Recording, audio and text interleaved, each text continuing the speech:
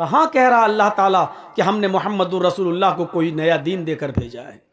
क्यों जलते हो हमसे, क्यों घृणा कर रहे हो हमसे,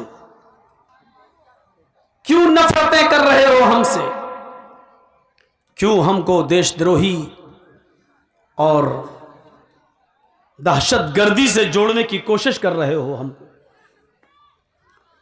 हम उसी दीन को मानते हैं, उसी दीन के हम फॉलोअर्स हैं,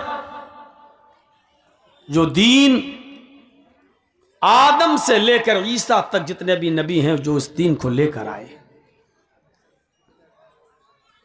और इसीलिए सबका कलमा भी एक है। और इस कलमे की बुनियाद पर अल्लाह तबारक व तआला ने निमंत्रण दिया है, दावत दी है। सोचो, इत्तिहाद पैदा किया है। ईसाइयों मत जलो तुम हमसे, यहूदियों दुश्मनी मत करो तुम हमसे। हमारा और तुम्हारा मंत्र एक है, हमारा और तुम्हारा कलमा एक है। कुल या अहलल किताबी तालू इला कलिमतिन सवाइन बैनना व बैनकुम अल्ला नाबुदा इल्लल्लाह।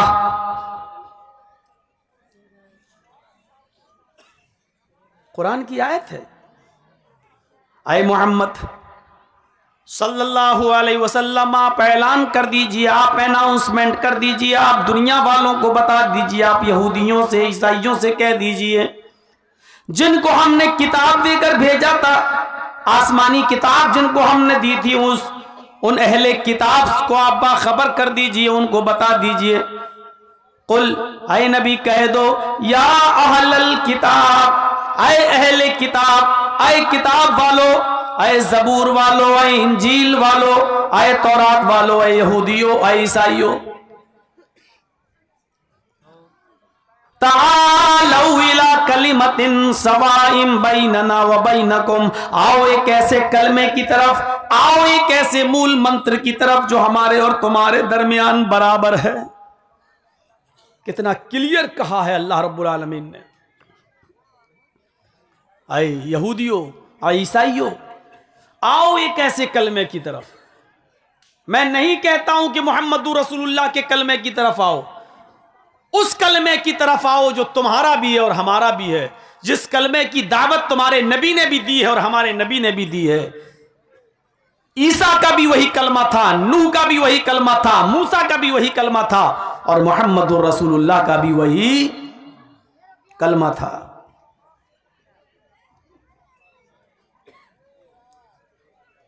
आओ एक ऐसे कलमे की तरफ। अगर हम ये कहें कि सारे कलमों को छोड़ दो, सारे कलमों को झुटला दो और मोहम्मद का कलमा पढ़ लो, तब तो आप ये कहोगे कि मौलाना साहब आप गलत बात कह रहे हैं, सबको इख्तियार है। हमारी किताब कुरान ये कह रही है, डंके की चोट पर कुरान ऐलान कर रहा है, हम तुम्हें कोई नया कलमे की तरफ नहीं बुला रहे हैं। वो कलमा तो तुम्हारा भी है, वो कलमा तो हमारा भी है। और यकीन मानिए, नूह अलैहिस्सलाम जब इस दुनिया में आए तो उनका कलमा यही था, ला इलाहा इल्लल्लाह नूह रसूलुल्लाह। मूसा अलैहिस्सलाम जब इस दुनिया में आए तो उनका कलमा क्या था? ला इलाहा इल्लल्लाह मूसा रसूलुल्लाह। ईसा अलैहिस्सलाम जब इस दुनिया में आए तो कलमा क्या था? ला इलाहा इल्लल्लाह ईसा रसूलुल्लाह। और मोहम्मदुर रसूलुल्लाह जब इस दुनिया में आए तो आपका कलमा क्या था? ला इलाहा इल्लल्लाह मोहम्मदुर रसूलुल्लाह। आप देख रहे हैं इस कलमे का पहला जुज, फर्स्ट सेंटेंस, पहला जुमला सबका एक ही था। दूसरे जुमले में चेंजिंग होती रही, जो रसूल इस दुनिया में आया उसका नाम लिया जाता रहा। लेकिन इससे पता चलता है कि रसूल मुख्तलिफ हो सकते हैं, लेकिन उन रसूलों की तालीमात, उन रसूलों की शिक्षा, उन रसूलों का दीन एक ही था। और वो क्या था? ला इलाहा इल्लल्लाह।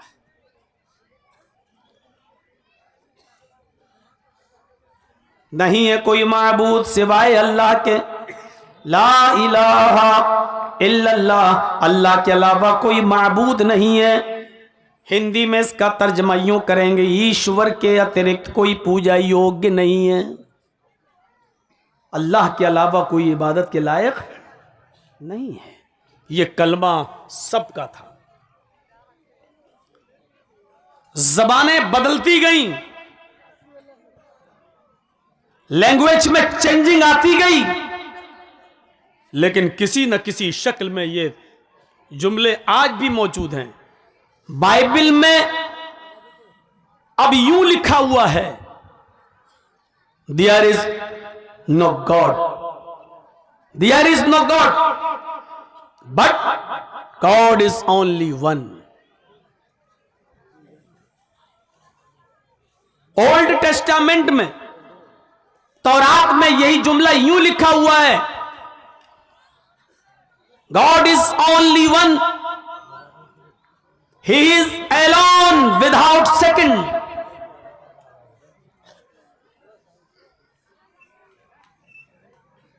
इंजील, Bible, New Testament, there is no God, कोई खुदा नहीं है, but God is only one, एक है। ये बाइबल कह रही है। ओल्ड टेस्टामेंट, तौरात कह रही है, God is only one, he is alone, Allah एक है, वो अकेला है, विदाउट सेकंड, दूसरे को शरीक नहीं किया जा सकता है, दूसरे को शामिल नहीं किया जा सकता है। ये तो इंग्लिश में है जो आज लिखी गई हैं बाइबल्स, तौरात, जबूर वगैरह, इंजील। और जिन किताबों का ट्रांसलेट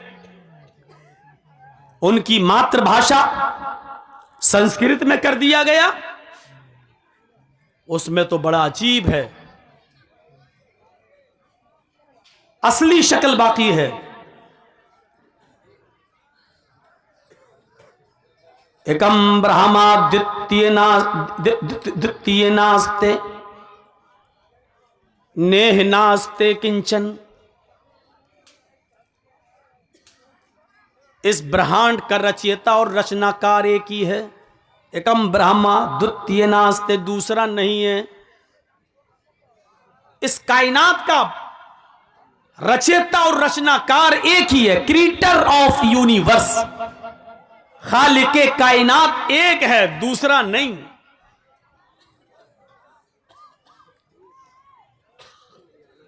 अहम ब्रह्मास्ति, अहम विष्णु अस्ति, अहम शिव अस्ति, अहम सूर्य अस्ति, अहम चंद्रास्ति। पढ़िए ऋग्वेद। मैं ही ब्रह्मा हूं, मैं ही विष्णु हूं, मैं ही शिव हूं, मैं ही सूर्य हूं और मैं ही चंद्रमा हूं। वैसे तो हिंदू धर्म के अंदर 33 करोड़ देवी देवता हैं।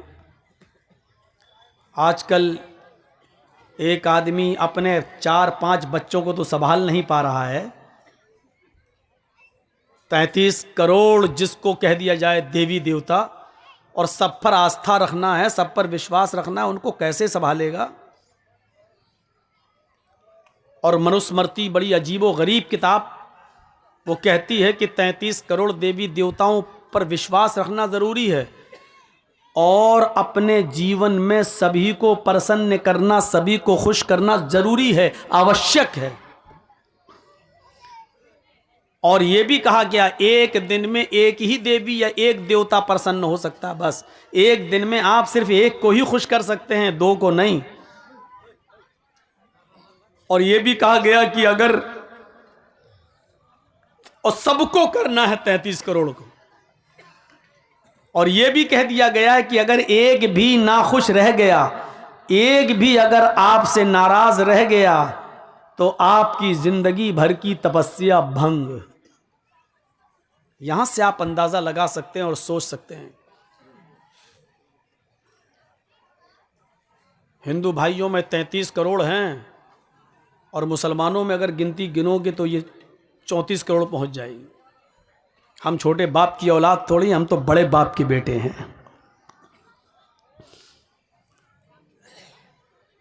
33 करोड़ देवी देवता और हर एक को खुश करना है और एक को एक दिन में एक ही को खुश करना है और 33 करोड़ को खुश करना जरूरी है। तो जो थोड़ा सा भी मैथमेटिक्स जानता होगा उसको मालूम हो, समझ गया होगा कि 33 करोड़ देवी देवताओं को खुश करने के लिए कितने दिन चाहिए। सिंपल 33 करोड़, क्योंकि एक दिन में एक ही देवी या एक देवता खुश होगा, बस, दो नहीं हो सकते। और हर एक दिन में एक को खुश करना है तो 33 करोड़ को खुश करना जरूरी है।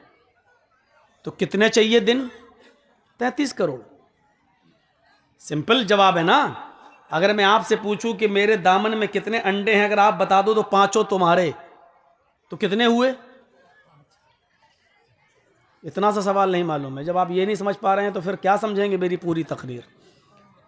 अगर मैं आपसे ये कहूं कि मेरे दामन में कितने अंडे हैं, अगर आप बता दो तो 5 तुम्हारे, तो कितने अंडे हुए मेरे? 5 हुए ना। ये भी अगर कोई ना समझ पाए तो वो कुरान हदीस क्या समझेगा? फिर जाओ अपने घर में सोए, अपनी बीवी के पास क्यों बच्चों को छोड़ के आया यहां।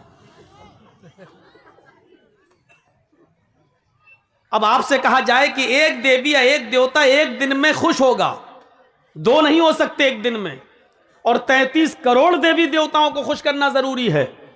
तो आप ही बताइए कि 33 करोड़ देवी देवताओं को खुश करने के लिए कितना दिन चाहिए? सीधा सा हिसाब है 33 करोड़। अब 33 करोड़ दिन तक जिंदा कौन रहता है? कोई रहता है? चाहे कितना बड़ा कोई चौकीदार बन जाए और समाज का सेवक बन जाए, लेकिन 33 करोड़ दिन तक तो वो भी जिंदा नहीं रह पाएगा। 33 करोड़।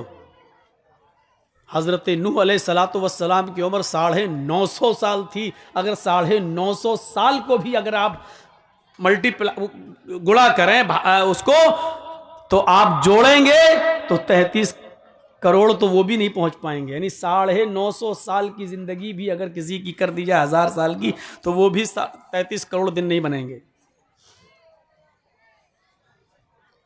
और फिर ये भी लिखा है, एक भी अगर नाखुश रह गया, एक भी नाराज रह गया तो जिंदगी भर की तपस्या भंग। मतलब क्या हुआ? मैं कहूंगा तो बुरा लगेगा। और जो चीज आप सुनना चाहते हैं, सॉरी, आज से मैं उसको छोड़ रहा हूं। अब खुल के नहीं बोलना है। मुझे इन यूट्यूबर्स ने मजबूर कर दिया है। जिन चीज़ों से मना किया वही चीज़ें डाली गई हैं।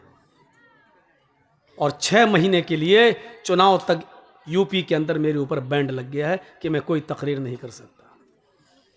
ये इन यूट्यूबर्स का हरामीपना है। मैं इसको हरामीपना कह रहा हूं।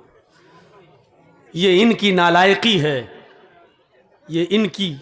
और जब तक जलसे वाले इनको आने से रोकेंगे नहीं, तब तक ये काम चलेगा नहीं। और आज से मैंने शुरू कर दिया। अब जो प्रोग्राम दिया है मैंने, आज जिन लोगों को फरवरी में, मार्च में, मैंने कहना शुरू कर दिया है कि अगर आपके जलसे में चैनल वाले आएंगे तो कोई प्रोग्राम मैं नहीं दूंगा, मैं नहीं आऊँगा। आज से मैंने शुरू कर दिया है। और 2 प्रोग्राम मैंने आज दिए भी हैं, इस शर्त के साथ दिए हैं। अब मुझे क्या करना है, मैं अपने हिसाब से अब चलूंगा। तो मेरे भाइयों, 33 करोड़ दिन तक जिंदा रहना है, 33 करोड़ तक, तब आपकी 33 करोड़ देवी देवता खुश होंगे। कुरान क्या कह रहा है? एक ही है। वेद भी यही कह रहा है, एक ही है। एकम ब्रह्मादित्य नास्ते, एक ही ब्रह्मा है, दूसरा नहीं है ही नहीं। और ब्रह्मा का माना होता ब्रह्मांड का रचयिता और रचनाकार। विष्णु का माना होता है पालने वाला, परवरिश करने वाला। और शिव का माना होता है मारने वाला, मारने वाला।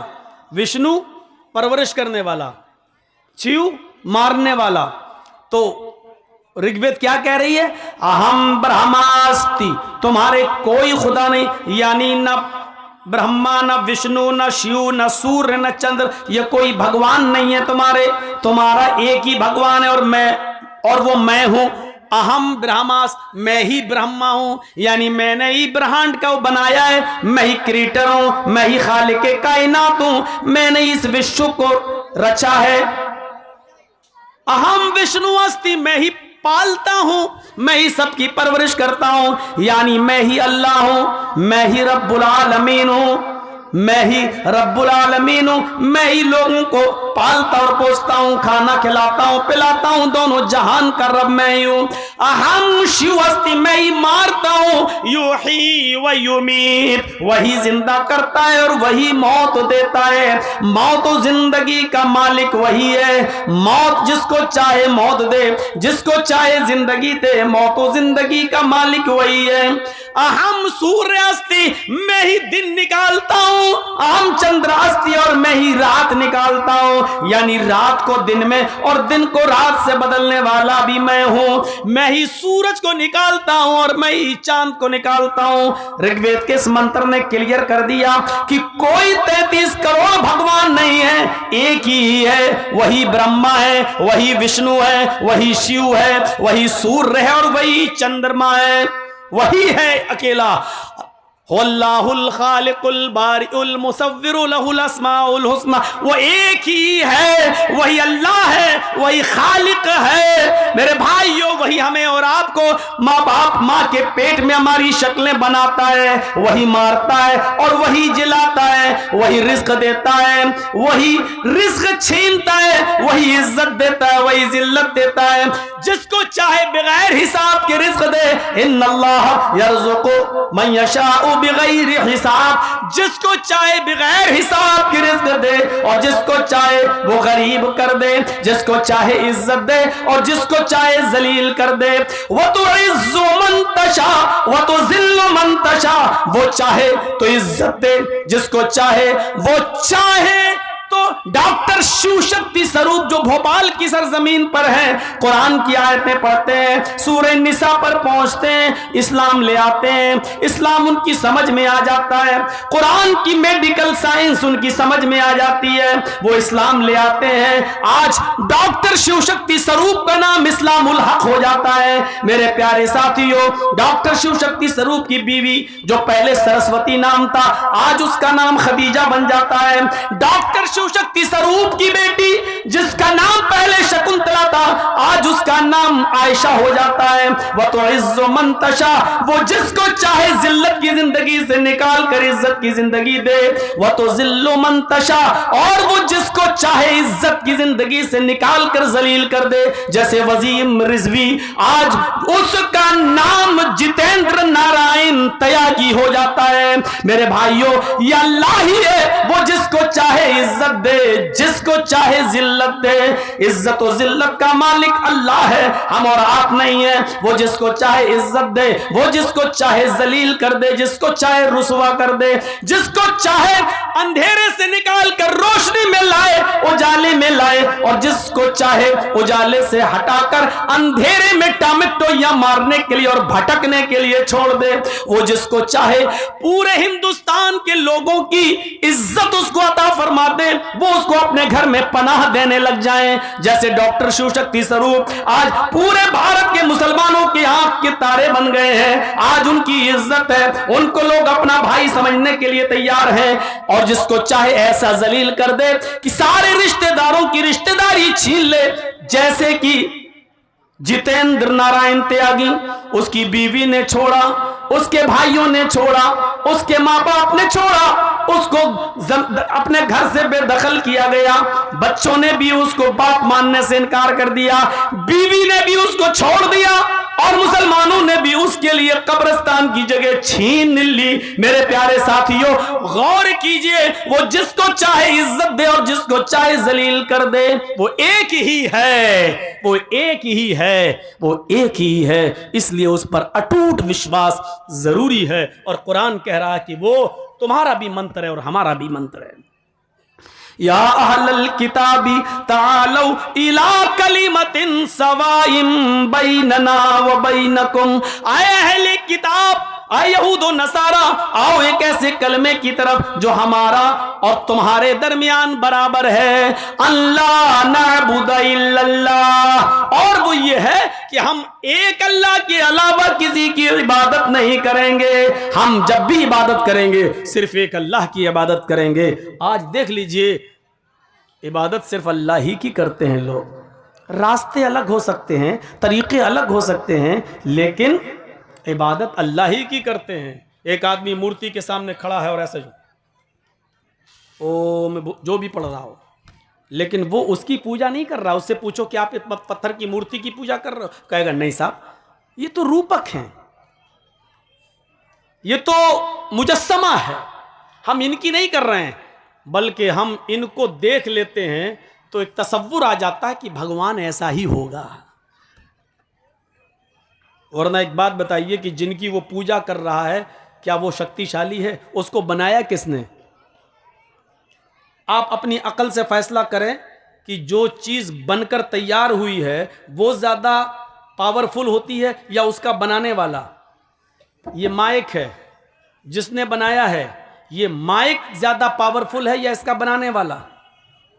मैं ये घड़ी पहने हुए हूं, ये वक्त बतला रही है, कितना है, बड़ा अच्छा काम हो रहा है। ये घड़ी ज्यादा पावरफुल है जो वक्त बता रही है, या इस घड़ी का बनाने वाला? क्यों? उसने बनाया है, वो चाहे तो इसको बिगाड़ भी सकता है, तो बनाने वाला ज्यादा पावरफुल हुआ। तो पत्थर की जिन मूर्तियों की हम लोग पूजा करते हैं, तो इनको किसी ने तो बनाया ही है ना। तो आप बताइए कि पत्थर की वो मूर्तियां ज्यादा पावरफुल हैं या उनका बनाने वाला? मान लीजिए गणेश जी की मूर्ति बना रहा था, आज हम उसके सामने हाथ जोड़ें, वो चाहता तो गणेश जी को लंगड़ा भी बना सकता था, लूला भी बना सकता था, अंधा भी बना सकता था, उनकी शक्ल बिगाड़ भी सकता था। गणेश जी की मूर्ति को, शंकर जी की मूर्ति को वो चाहता तो चेंज कर सकता था, बदल सकता था, उसके हाथ में था, लेकिन ऐसा नहीं किया। लेकिन ताज्जुब यहां है, बनाने के बाद वो खुद अपने घर में लगाता, बनाया भी उसने, रंगा भी उसने, क्लीन भी उसने किया, सफाई भी उसने की, और अपनी जगह से हटाकर जिस जगह रखना चाहिए उस जगह भी वो उठकर खुद नहीं गई मूर्ति, बल्कि इसने अपने हाथ से वहां स्थापित की है। और लगाने के बाद अगरबत्ती भी वही जला रहा है, और उसके बाद श्री गणेशाय नमः उसी के सामने अपना सर भी झुका रहा है। ये हमारी जो है सोच, ये चीज चेंज होनी चाहिए। बनाया भी हमने, कलर भी हमने किया। मैं मानता हूं ऋग्वेद में है, मिट्टी की बनी हुई मूर्ति की पूजा करो, और जहां जहां लफ्ज पूजा ईश्वर के साथ आया है वहां इबादत है, और जहां ईश्वर के अलावा किसी और के साथ आया है, एक उसूल याद रखना, वेदों में, पुराणों में, उपनिषदों में जहां जहां ईश्वर के साथ पूजा आया वहां उससे मतलब मुराद क्या है? इबादत। और ईश्वर के अलावा, अल्लाह के अलावा किसी इंसान के साथ पूजा का लफ्ज आया तो वहां उसका मतलब क्या होगा? सेवा, खिदमत। जैसे ईश्वर की पूजा करो तो इसका मतलब होगा अल्लाह की इबादत करो। और फिर उसी वेद में आया है अपने बाप की, मात्र पिता की पूजा करो, अपने माँ बाप की पूजा करो, तो इसका मतलब क्या होगा? अपने माँ बाप की खिदमत करो, सेवा करो। यहाँ पूजा का मतलब इबादत नहीं होगा, क्योंकि हिंदू धर्म भी इबादत डबल डबल नहीं मानता, एक ही की इबादत मानता है। तो ईश्वर के साथ जब पूजा का लफ्ज बोला जाएगा तो इबादत, और ईश्वर के अलावा किसी और के साथ बोला जाएगा तो उसका मतलब क्या होगा? सेवा, खिदमत। इस चीज को, इस उसूल को आप याद रखिएगा। अब चलिए और देखिए क्या लिखा है, मिट्टी की बनी हुई मूर्ति की पूजा करो। इसका मतलब क्या हुआ? अब मिट्टी की बनी हुई मूर्ति से मुराद हमारे हिंदू भाइयों ने क्या समझा, जो हम लोग बनाते हैं वो मूर्ति है। नहीं, मिट्टी की बनी हुई मूर्ति जिसको हमने बनाया, हाय हाय हाय, ये भी वेद में लिखा है, मिट्टी की उस मूर्ति की पूजा करो जिसको हमने बनाया।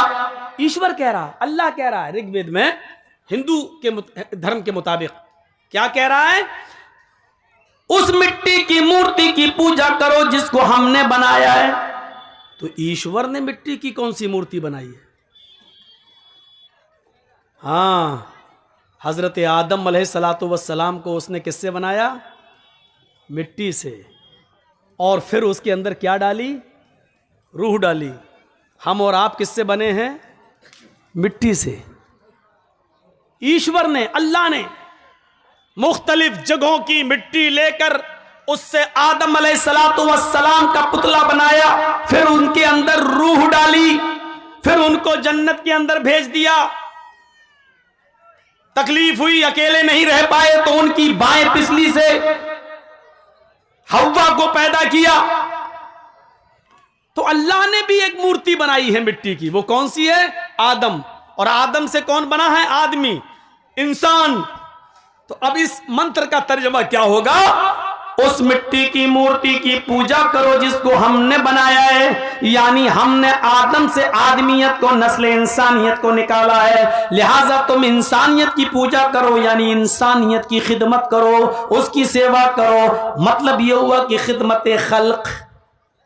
कोई बीमार है उसको हॉस्पिटल तक ले जाओ, कोई गरीब है उसके इलाज के लिए पैसा नहीं है तो तुम उसकी मदद करो, कोई बेचारा जान जा रही है, मरा जा रहा है, उसके मायार के मुताबिक उसको ब्लड नहीं मिल पा रहा है, उसका ब्लड ग्रुप तुम्हारे ब्लड ग्रुप से मिलता है, तो ये मत देखो कि मरने वाला या जिसको जरूरत है वो हिंदू है या मुसलमान है या ईसाई है या सिख है, तो ऐसी परिस्थिति में तुम उसकी जान बचाने के लिए अपना ब्लड दे दो। अगर उसका ग्रुप और आपका ब्लड ग्रुप एक है तो अपना ब्लड निकाल कर, निकलवा कर उसको देकर उसकी जान बचाओ।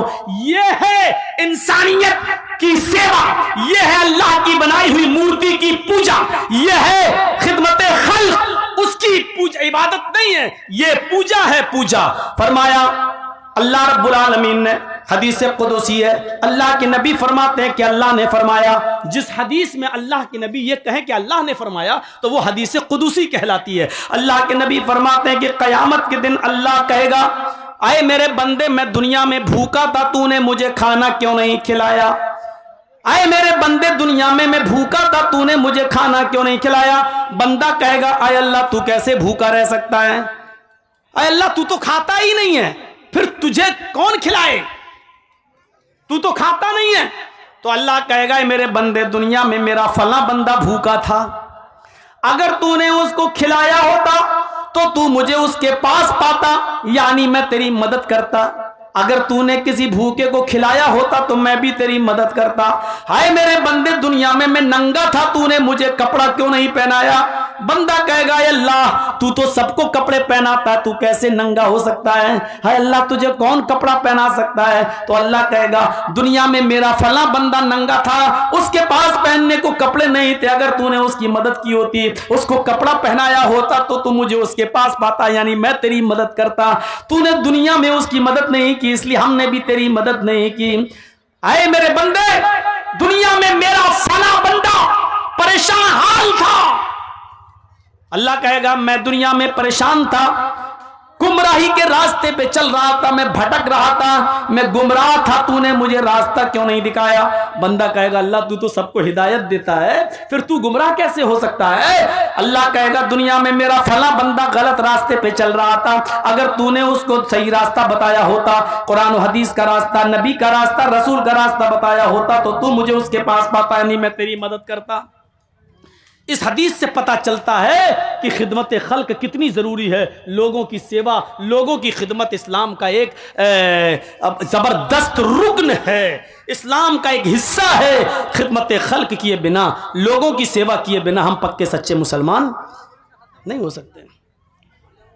तो मिट्टी की बनाई हुई मूर्ति की पूजा का मतलब ये था, लेकिन हमारे हिंदू भाई उसको कहाँ ले गए, किस तरफ ले गए? हमें और आपको ये सोचना चाहिए। तो इस मंत्र को याद रखिए। एक ही मंत्र है सबका, एक ही दीन है सबका, और उसकी जीती जागती मिसालें अब मैं आपको दे रहा हूं। आइए कुरान खोलिए। सबसे पहले आपको कुरान खोलने के बाद जो सबसे पहले आयत मिलेगी वो आयत क्या होगी? बिस्मिल्लाहिर्रहमानिर्रहीम। आप ऋग्वेद खोलिए। जब आप वेद खोलेंगे तो आपको सबसे पहला मंत्र वेद में क्या मिलेगा? अग्निमीले।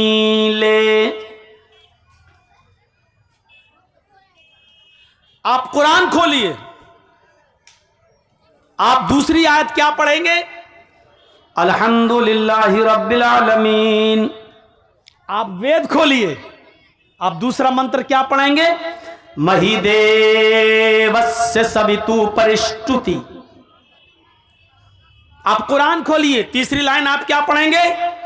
वसुरुदयमाना। आप वेद खोलिए, तीसरी लाइन क्या पढ़ेंगे? वसुरुदयमाना। आप कुरान खोलिए, तीसरी आयत आप क्या पढ़ेंगे? अर्रहमानिर रहीम। आप कुरान खोलिए, एक आयत छोड़ दीजिए, मालिक यौमिद्दीन, इय्याका नअबुदु व इय्याका नस्तईन। इसके बाद पढ़िए, आप क्या पढ़ेंगे? इहदिनस सिरातल मुस्तकीम। वेद खोलिए, वेद में चौथा मंत्र आपको क्या मिलेगा? नए सुपथराय आसमान। अब देखिए दोनों क्या है।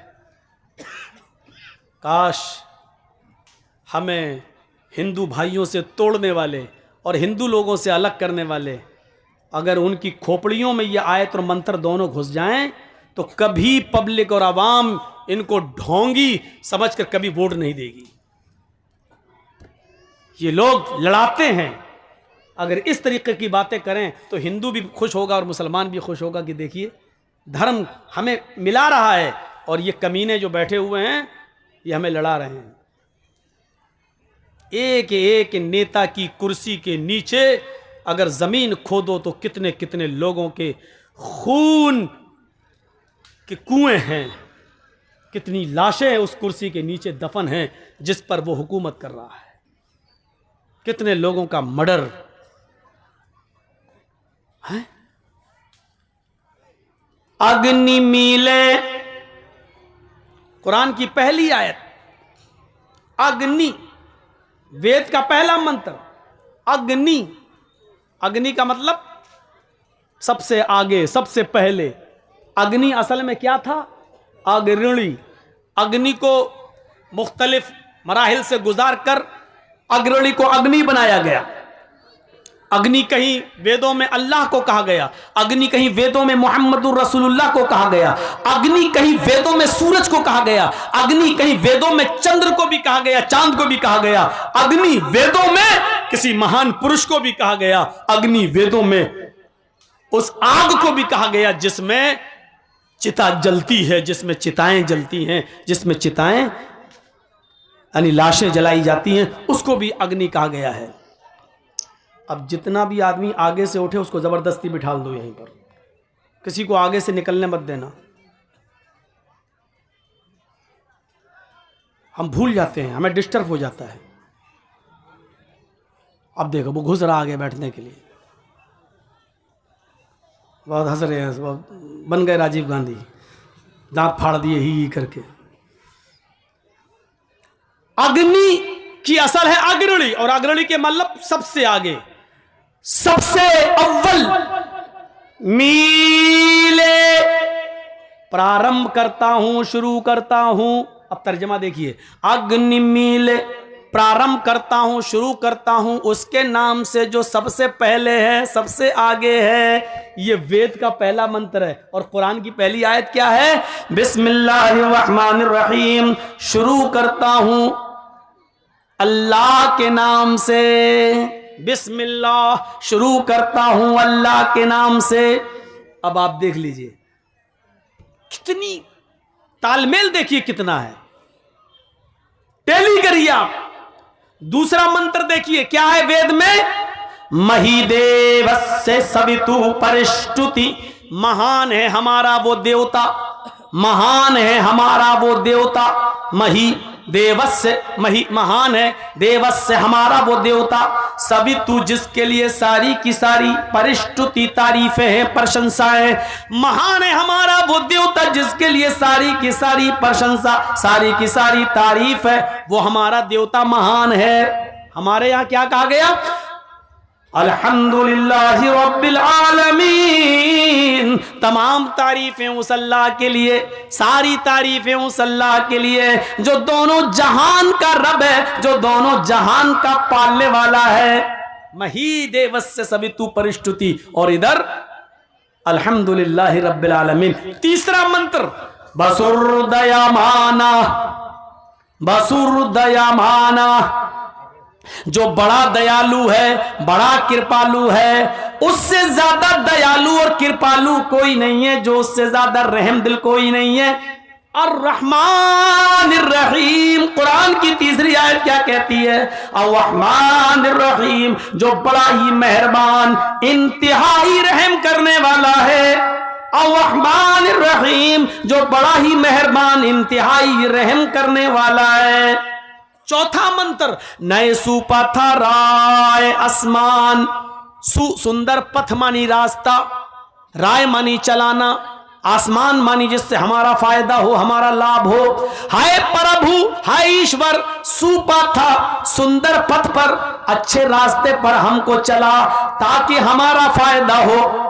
नए सुपथा राय आसमान, हाय प्रभु, हाय ईश्वर, हमको सत्य मार्ग पे, हमको सुंदर रास्ते पे चला जिससे हमारा फायदा हो। इहदीना सिरातल मुस्तकीम, हाय अल्लाह हमको सीधे रास्ते पर चला, हाय अल्लाह हमको सिराते मुस्तकीम पे चला, हमको सीधे रास्ते पे चलने की हिदायत दे, हाय अल्लाह हमारी रहनुमाई फरमा और हमको सत्य मार्ग पर सीधे रास्ते पे चलने की तौफीक दे। मेरे भाइयों गौर करो, इन मंत्रों को देखो और कुरान की आयतों को देखो, कहां से आपको ऐसा लग रहा है कि, इसीलिए मैंने कहा सबका धर्म एक था। जब तब्दीली आई, चेंजिंग हुई, गड़बड़ियां पैदा हुई, तो अल्लाह ताला ने मोहम्मद रसूलुल्लाह को नया दीन देकर नहीं भेजा, उन गड़बड़ियों को दूर करने के लिए और उन खुराफातों को जो किताबों में आ गई थी और जो समाज में पनप गई थी, उन खुराफातों को हटाने के लिए भेजा था। दीन तो सबका एक था। हजरत मूसा भी नमाज पढ़ा करते थे, कहा करते थे औसानी बिस्सलाह, मुझे नमाज का हुक्म दिया गया है। हजरत इब्राहिम के ऊपर भी नमाज फर्ज थी, कहा करते थे इन्ना सलाती व नुसुकी व महयाया व ममाती लिल्लाहि रब्बिल आलमीन, अल्लाह मेरी नमाज, अल्लाह मेरी कुर्बानी, अल्लाह मेरी मौत, अल्लाह मेरी जिंदगी, ये सब तेरे लिए, अल्लाह रब्बुल आलमीन के लिए है। देखिए सारे नबियों पर नमाज भी फर्ज थी, इब्राहिम पर भी थी, मूसा पर भी थी, ईसा पर भी थी, सारे नबियों पर नमाज फर्ज थी। तो मोहम्मद रसूलुल्लाह सल्लल्लाहु अलैहि वसल्लम पर भी नमाज फर्ज कर दी गई है और नबी के जरिए उम्मत इस्लामिया पर भी नमाज दी गई है। हिंदू धर्म को नमाज से कैसे दूर किया जाए, जबकि हिंदू धर्म के अंदर भी कोई ना कोई नबी आया है, कोई ना कोई पैगंबर जरूर आया है। अल्लाह कहता हमने हर कौम के अंदर एक नबी भेजा है, वलिकुल्ल कौमिन हाद, हमने हर कौम के अंदर एक डराने वाला भेजा है। हर कौम में एक नबी है, एक रसूल आया है। जाहिर है हिंदू भाइयों में भी कोई नबी जरूर आया, और जब आया है तो उस नबी पर भी नमाज फर्ज थी और उसने हिंदू भाइयों को भी नमाज की निमंत्रण दावत जरूर दिया। इसीलिए हिंदू धर्म के अंदर भी नमाज का सबूत मिलता है। श्रीमद् भागवत गीता का अध्याय 6 और मंत्र नंबर 10 पूरा का पूरा नमाज से भरा हुआ है। योगी युज्जीत सततमात्मानं रासिस्थिता एकाकी यच्चतात्मा निराशीर परिग्रह। जब ईश्वर की पूजा करो तो पूरे शरीर का योग कर लो, पूरे शरीर की एक्सरसाइज कर लो, उठो भी, बैठो भी, साष्टांग भी करो यानी सजदा भी करो, 8 अंगों को धरती पर भी रखो और ईश्वर को प्रसन्न करो। पंचम समया कर्तव्य, और ये पूजा 5 वक्त 5 टाइम की जाएगी। मृगचरम, और ये पूजा पाक जमीन पर पवित्र धरती पर करो। और अगर पाक जमीन ना मिले, यानी जमीन नापाक हो या जमीन पाक ना हो, तो मिर्ग चरम, मिर्ग मानी हिरन और चरम मानी चमड़ा, हिरन का चमड़ा यानी हिरन की खाल को जाए नमाज बनाकर जमीन पर बिछा लो और उसके ऊपर तुम ईश्वर की पूजा करो, उस पर इबादत करो। और इबादत भी पूरे शरीर की करो। देखिए अल्लाह, ये पूरे शरीर, हाथ की इबादत, हाथ की एक्सरसाइज, अल्लाह अकबर, रुकू कर रहे हैं आप, ये कमर की एक्सरसाइज, रीढ़ की हड्डी बिल्कुल सीधी होनी चाहिए, कमर ऐसी होनी चाहिए रुकू में, कौवे की चोंचे मत मारो नमाज पढ़ते वक्त। बहुत से लोगों को आपने देखा होगा, अल्लाह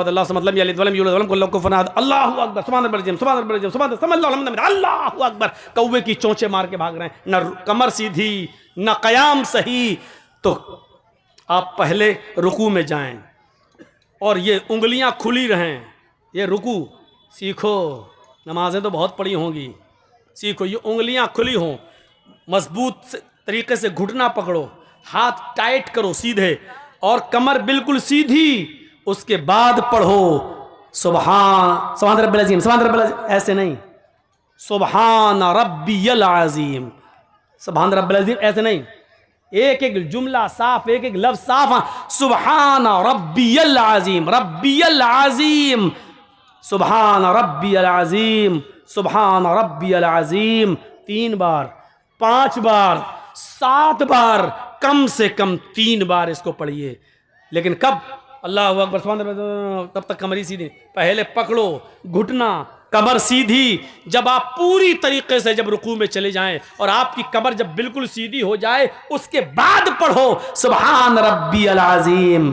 कमर सीधी करने में भी थोड़ा सा वक्त लगेगा, या तो गए और जाने से पहले ही शुरू हो जाती सुभान रब्बियल अज़ीम, अभी सुभान रब्बियल अज़ीम, अभी पकड़ा नहीं पूरी तरीके से सुभान रब्बियल अज़ीम, सुभान रब्बियल, जब तक पकड़ा तब तक 3 पूरे हो गए, सब अल्लाहु लिमन हमिदा, अल्लाहु अकबर, मारी कौवे की चोंच, हो गई 4 मिनट में 4 रकात पढ़ के निकल गए। चलो ये नमाज पढ़ रहा था कि चूचू का मुरब्बा था, ये क्या था? और फिर कहता कि अल्लाह मेरी सुनता नहीं है, इतनी नमाज भी पढ़ रहा हूँ। अरे ऐसी नमाज, शायद ऐसी नमाजों के बारे में इकबाल ने कहा था, वो एक सजदा रूह ज़मीं जिससे कांप जाती थी, वो एक सजदा रूह ज़मीं जिससे कांप जाती थी, उसी को तरसते हैं आज मिंबर व मेहराब। आज उस सजदे की जरूरत है, आदमी दोनों हाथ जमीन पर रखे, नाक अपनी जमीन पर रगड़े, माथा उसका जमीन पर हो। मौलाना अबुल कलाम आजाद ने कहा था, कहां चली गई तुम्हारी वो नमाजें, तुम्हारे वो सजदे कि जब तुम सजदे में अपना सर रखते थे और बारिशें न हुआ करती थी, कहत पड़ा होता था, तुम मस्जिदों में नमाज के लिए जाते थे अल्लाह से दुआ मांगने के लिए कि अल्लाह बारिश नहीं हो रही है, लोग भूखे मर रहे हैं, फसलें तबाह हो जाएंगी। एक सजदा करते थे और उस सजदे में जब रब को पुकारते थे तो अभी सजदे से सर नहीं उठता था कि चारों तरफ से बादल छा जाता था। और जब तक तुम नमाज पढ़ के सलाम फेरते थे, आसमान से मूसलाधार बारिश होने लगती थी। कहां चली गई वो तुम्हारी नमाजें, कहां चली गई तुम्हारी वो इबादतें? आज तुम सजदे में जाते हो, कहते हो अल्लाह मेरा हाल देख, ऊपर से आवाज आती है बंदे अपना नामे आमाल देख। एक हमारी भी नमाजें हैं, इधर भी सजदा, अल्लाह से भी मदद, गैरों के सामने भी दामन फैले हुए। कहां से सदा सुने? जो मैं सर बसजदा हुआ जमीन पर तो आसमां से आने लगी ये निदा। जो मैं सर बसजदा हुआ जमीन पर तो आसमां से आने लगी ये निदा। तेरा दिल तो है सनमाशना, तुझे क्या मिलेगा नमाज में। और मेरे बंदे तुझे नमाज में क्या मिलेगा? तेरा दिल लगा ही नहीं है, तूने रब को माबूद समझा ही नहीं है, तूने अल्लाह को मुश्किल कुशा जाना ही नहीं है, तूने रब को हाजत रवा माना ही नहीं है। नमाज इसलिए पढ़ रहा है कि तेरे बाप दादा पढ़ते आए हैं। अरे नमाज तो सारी मुश्किलों का हल था। नमाज के लिए तो हुक्म है, नमाज के लिए तो ये हुक्म है कि आए मेरे बंदो, सब्र में सब्र और नमाज के जरिए तुम अल्लाह से मदद मांगो। या अय्युहल्लज़ीना आमनुस्तईनु बिस्सब्री वस्सलाह, सब्र और नमाज के जरिए तुम अल्लाह की मदद हासिल करो, अल्लाह से मदद तलब करो। इन्नल्लाह मअस्साबिरीन, अल्लाह सब्र करने वालों के साथ है। चलिए आज तुमसे एक सवाल करता हूं और देखता हूं कि कितने लोग गौर से सुन रहे हैं मेरी बात। अल्लाह ताला ने यहां दो चीजें पेश की हैं, या अय्युहल्लज़ीना आमनुस्तईनु बिस्सब्री वस्सलाह। क्या कहा? सब्र के जरिए और नमाज के जरिए अल्लाह से मदद मांगो। कितनी चीजें बताई? दो। तो कहना क्या चाहिए था?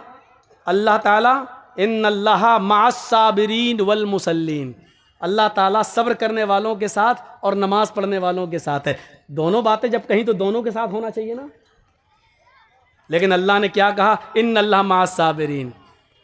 मदद कह रहा अल्लाह सब्र और नमाज के जरिए मांगो, लेकिन आगे कह क्या रहा है? अल्लाह सब्र करने वालों के साथ है। ये नहीं कहा उसने कि नमाज पढ़ने वालों के साथ है। कभी सोचा क्यों?